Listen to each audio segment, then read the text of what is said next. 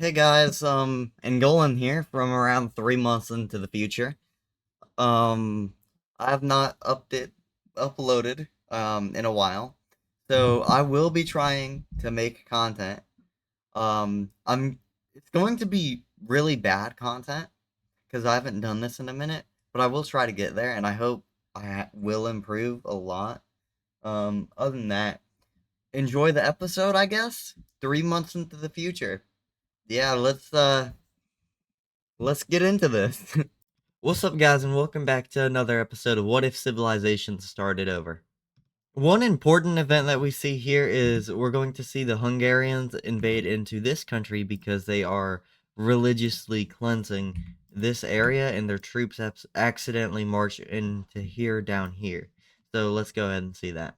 With this happening, the alliance is called in and so many nations begin to mobilize their troops, but for now we will see the Hungarians continue to push on in along this river, slowly encircling minor amounts of troops, and then they're also going to push in towards the Black Team capital. Now, the Hungarians have been prepping for a while, and they are a super militaristic country, and they are forming the most militaristic government ever, and with this mass militarism, they will be able to take out so many nations so very easily, more easy than any other. And with this, so many nations just easily fall apart. Bulgaria, the brown team, and then the lime team's being threatened. But the lime team is super nationalistic since their people did have to flee and they know their history and the children have been taught their history and know what it means to be a lime team citizen, and they're going to start doing the very first offensive against the Hungarians. They're going to push up over here, hitting on this river. Now, because they're hitting on this river, they're going to be freeing up some of their territory over here, and also just these population bases are going to rebel against their occupation. So these areas are going to join back up with the Lime team, like so, and they're going to be liberating the Brown team. With this mass liberation effort, the Brown team people are going to rise up again near Italy, but because of this, so many nations are going to begin funding the coalition that we know as the Coalition Against Hungary. Here we are going to start seeing the Cyan team and the Bulgarians slowly start to push back the Hungarians, and the Cyan team is going to be like, all right, Bulgaria, we're going to send our troops and we're going to perform an offensive with our cooperative capabilities.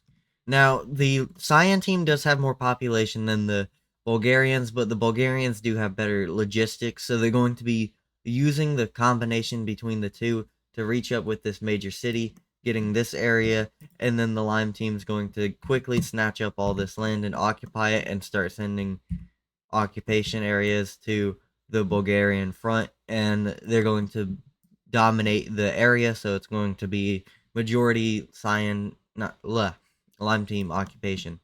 And then with this, they're going to start freeing up the brown team's occupation zones, and then this brown team over here joins the war on the side of the coalition, and the coalition is going to start pushing back against the Hungarians, like so, and even the Ukrainians start joining in, creating a dual front with the Romanians. And with this, they're going to just keep on going across rivers like so, getting really close to the Hungarian capital since the Hungarian troops were not over here. And what they're going to do is they're going to cut off this area like so, destroying this spearhead.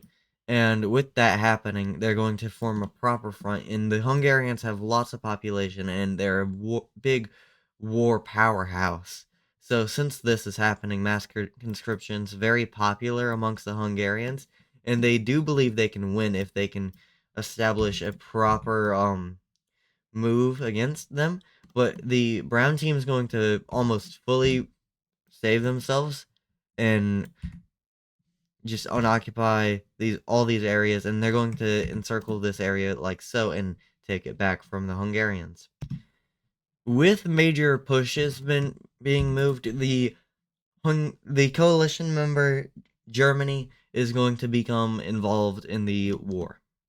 Germany's dictator is not very popular, not very militaristic. So they're going to be able to make strides just because the Hungarian troops are not over here, but they will not be able to push up much. So they're just going to be forming a proper front down here and across the borders. And they're going to start one near the river, but the city's going to be blocking majority of the pushes. Now with this distraction, the front over on the eastern sides of Hungary, they're going to begin pushing, and as the Romanian front pushes, the Ukrainian front's going to push, successfully forming against these two rivers right there, like so. And then what we see happening here is the Bulgarians, they're finally making a push, and they're going to do very well. And the Bulgarians are going to get actually quite mad and realize, hey, what are we going to gain after this?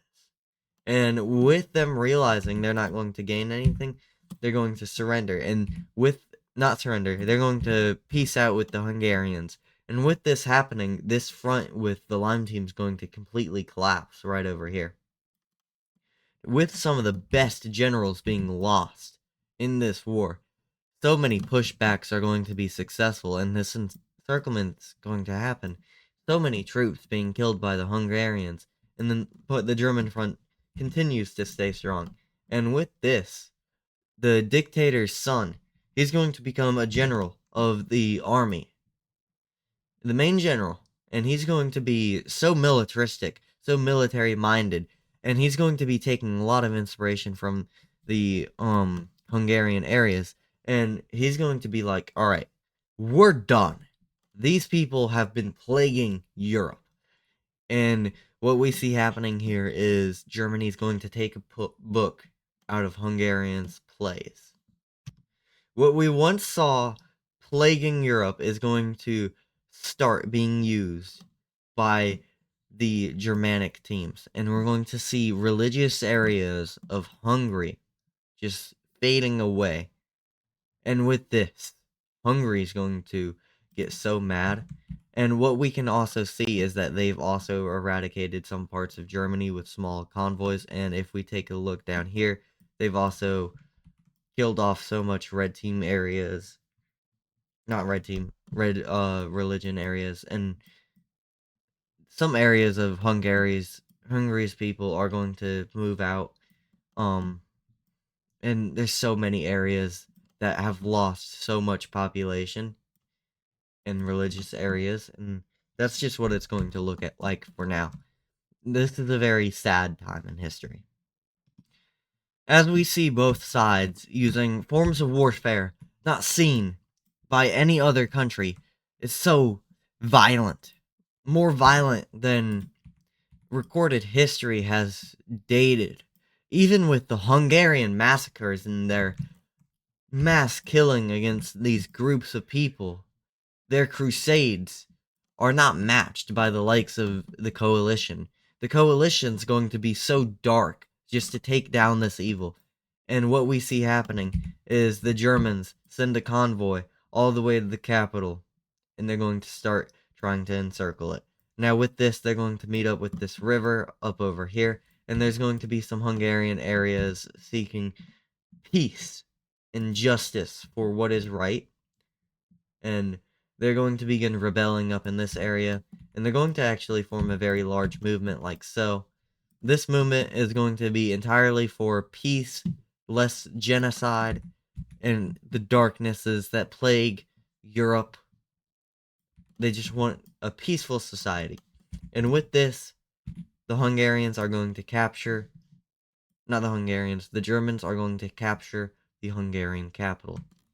And the war of the Hungarian coalition comes to an end. As we can see, this is the peace treaty of the Hungarian War of Coalitions. So here we see lots of exploration and expansion in India, and with this, India is going to start becoming a lot more filled up. Now, there's going to be a lot of people moving and being born in India due to like the just Middle East being over here. Nobody wants to live in the Middle East, so they're going to this new land, hoping it's better, and they're actually going to go over here and just explore all of this. And in this Bangladeshi area, they're going to realize, hey, it's swampy. Why don't we live in this area a little bit left of the Bengal region over here? So they're going to form another civilization in eastern India. So what we're going to start seeing here is lots of investments are going to be put into India, and there's going to be a big Indian trade market happening where spices from India are going to be transported into Europe, and these nations are going to become very obsessed with different spices on different foods. So unlike real Europe, these guys are going to know how to make food. Good food. Good steak. Better steak than any other European, like in the real world. So here we're going to see some expansion from Muscovy. With this, other nations are going to divide up this land, but a really weird thing's going to be happening here. So Germans were migrating east due to Hungary and just general fear of being associated with that, going to Muscovy.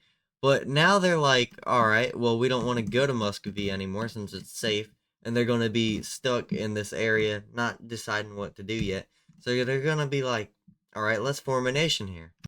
So as soon as Belarus forms, the obvious Conensbergs are gonna be like, all right, give us land, please. We gotta snatch this up. Other than that, this land's going to stay undivided for a minute, but there's gonna be a lot of problems with Ukraine. So people in Ukraine want to expand, they want to move out, but they're struggling with the Ukrainian government to convince them to, and they want to move north, they want to move east, and they're not moving north or east. So let's see how that develops later. But other than that, in Scandinavia, there's not going to be much population moving in this area. So once again, the Hungarian fear is over, and people are beginning to be happy, but they're also being like, hey, East, we got these spices. So they're just going to be like that. And the Middle East is going to be a very important part in these next few episodes. So I want you all to pay attention to that. Turkey. Yay.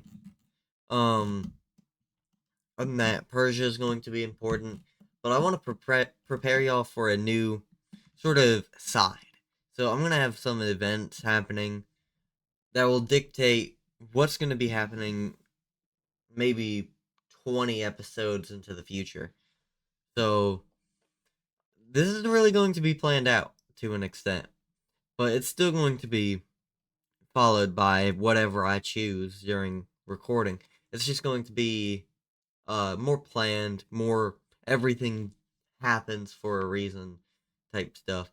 And everything that happens influences the reasons, and even my plan's going to change for this. Now, I have realized there's a lot of blue on this map, so I will try to fix that. No more blues. I know.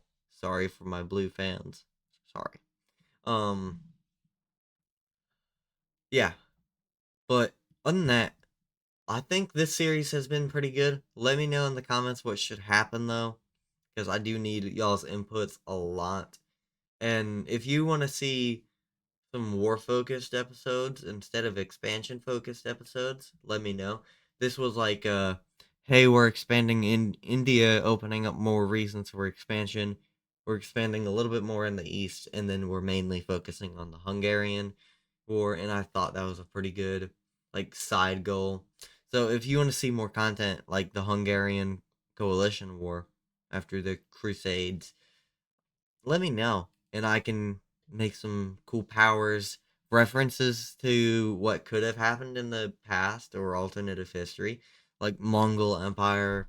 I've thought about doing that, maybe not. If there's like some big major event you want to happen, comment that in the comments down below. But other than that, don't forget to like and subscribe and have a very good day.